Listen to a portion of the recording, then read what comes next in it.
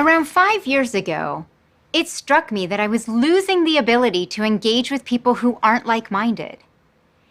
The idea of discussing hot-button issues with my fellow Americans was starting to give me more heartburn than the times that I engaged with suspected extremists overseas. It was starting to leave me feeling more embittered and frustrated.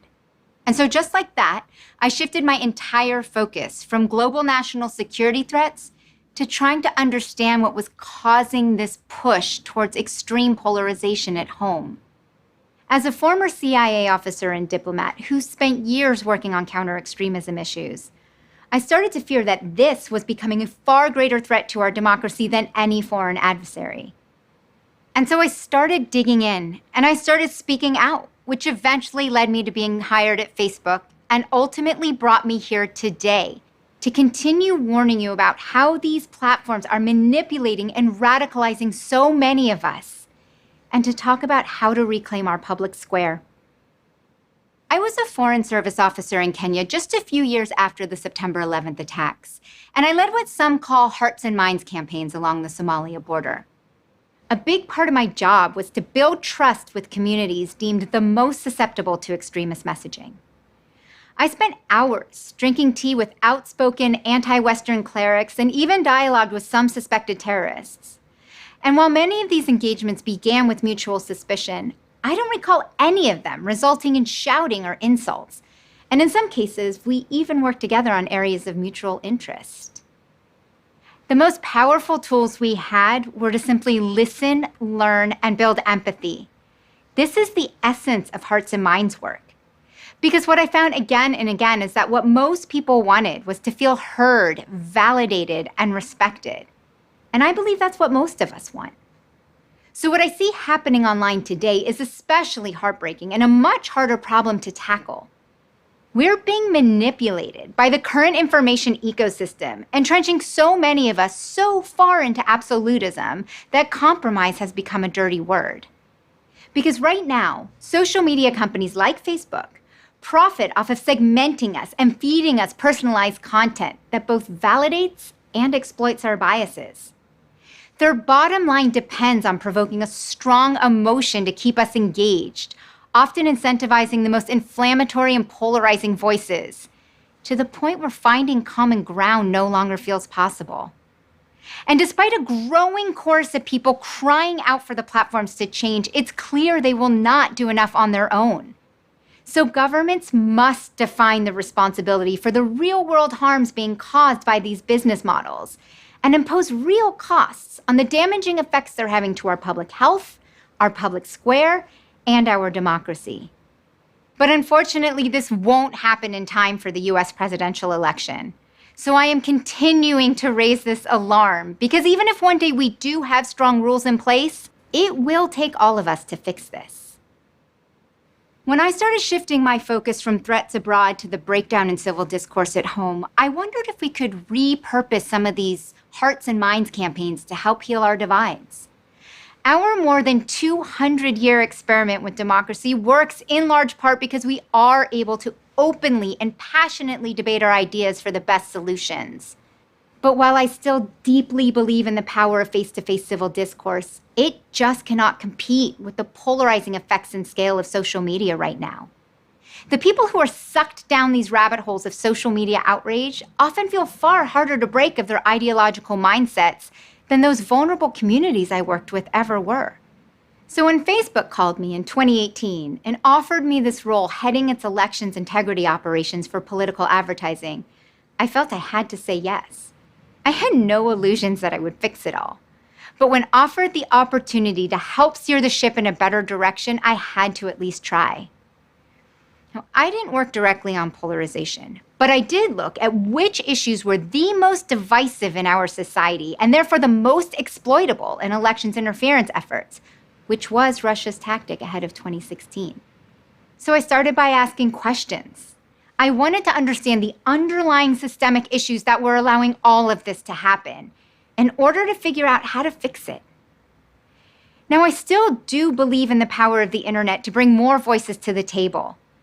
But despite their stated goal of building community, the The largest social media companies, as currently constructed, are antithetical to the concept of reasoned discourse.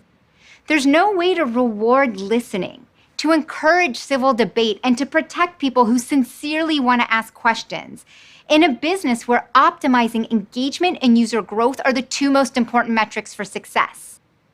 There's no incentive to help people slow down, to build in enough friction that people have to stop, recognize their emotional reaction to something, and question their own assumptions before engaging. The unfortunate reality is, lies are more engaging online than truth. And salaciousness beats out wonky, fact-based reasoning in a world optimized for frictionless virality. As long as algorithms' goals are to keep us engaged, they will continue to feed us the poison that plays to our worst instincts and human weaknesses. And yes, anger, mistrust, the culture of fear, hatred, none of this is new in America. But in recent years, social media has harnessed all of that, and as I see it, dramatically tipped the scales. And Facebook knows it.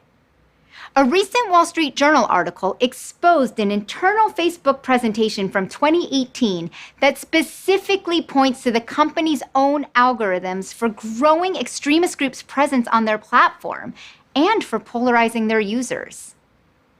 But keeping us engaged is how they make their money. The modern information environment is crystallized around profiling us, and then segmenting us into more and more narrow categories to perfect this personalization process.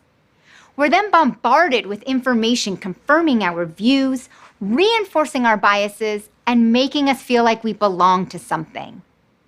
These are the same tactics we would see terrorist recruiters using on vulnerable youth, albeit in smaller, more localized ways before social media, with the ultimate goal of persuading their behavior. Unfortunately, I was never empowered by Facebook to have an actual impact. In fact, on my second day there, my title and job description were changed, and I was cut out of decision-making meetings.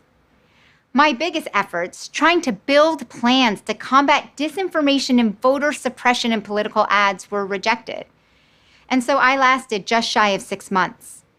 But here is my biggest takeaway from my time there. There are thousands of people at Facebook who are passionately working on a product that they truly believe makes the world a better place. But as long as the company continues to merely tinker around the margins of content policy and moderation, as opposed to considering how the entire machine is designed and monetized, they will never truly address how the platform is contributing to hatred, division, and radicalization.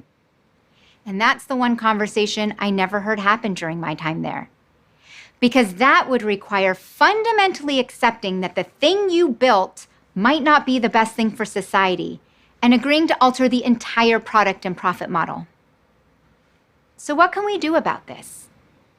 I'm not saying that social media bears the sole responsibility for the state that we're in today. Clearly, we have deep-seated societal issues that we need to solve. But Facebook's response that it is just a mirror to society is a convenient attempt to deflect any responsibility from the way their platform is amplifying harmful content and pushing some users towards extreme views. And Facebook could, if they wanted to, fix some of this. They could stop amplifying and recommending the conspiracy theorists, the hate groups, the purveyors of disinformation, and yes, in some cases, even our president. They could stop using the same personalization techniques to deliver political rhetoric that they used to sell us sneakers. They could retrain their algorithms to focus on a metric other than engagement. And they could build in guardrails to stop certain content from going viral before being reviewed. And they could do all of this without becoming what they call the arbiters of truth. But they've made it clear that they will not go far enough to do the right thing without being forced to. And to be frank, why should they? The markets keep rewarding them and they're not breaking the law. Because as it stands, there are no US laws compelling Facebook or any social media company to protect our public square, our democracy, and even our elections. We have ceded the decision-making on what rules to write and what to enforce to the CEOs of for-profit internet companies. Is this what we want? A post-truth world where toxicity and tribalism trump bridge building and consensus seeking? I do remain optimistic that we still have more in common with each other than the current media and online environment portray. And I do believe that having more perspectives surface makes for a more robust and inclusive democracy. But not the way it's happening right now. And it bears emphasizing, I do not want to kill off these companies. I just want them held to a certain level of accountability, just like the rest of society. It is time for our governments to step up and do their jobs of protecting our citizenry. And while there isn't one magical piece of legislation that will fix this all, I do believe that governments can and must find the balance between protecting free speech and holding these platforms accountable for their effects on society. And they could do so in part by insisting on actual transparency around how these recommendation engines are working, around how the curation, amplification, and targeting are happening. You see, I want these companies held accountable not for if an individual posts misinformation or extreme rhetoric, but for how their recommendation engines spread it, how their algorithms are steering people towards it, and how their tools are used to target people with it. I tried to make change from within Facebook and failed. And so I've been using my voice again for the past few years to continue sounding this alarm and hopefully inspire more people to demand this accountability. My message to you is simple. Pressure your government representatives to step up and stop ceding our public square to for-profit interests. Help educate your friends and family about how they're being manipulated online. Push yourselves to engage with people who aren't like-minded. Make this issue a priority. We need a whole-of-society approach to fix this. And my message to the leaders of my former employer, Facebook, is this. Right now, people are using your tools exactly as they were designed to sow hatred, division, and distrust. And you're not just allowing it, you are enabling it. And yes, there are lots of great stories of positive things happening on your platform around the globe, but that doesn't make any of this okay. And it's only getting worse as we're heading into our election, and even more concerning, face our biggest potential crisis yet. If the results aren't trusted, and if violence breaks out. So when in 2021 you once again say, we know we have to do better, I want you to remember this moment. Because it's no longer just a few outlier voices. Civil rights leaders, academics, journalists, advertisers, your own employees are shouting from the rooftops that your policies and your business practices are harming people and democracy. You own your decisions, but you can no longer say that you couldn't have seen it coming. Thank you.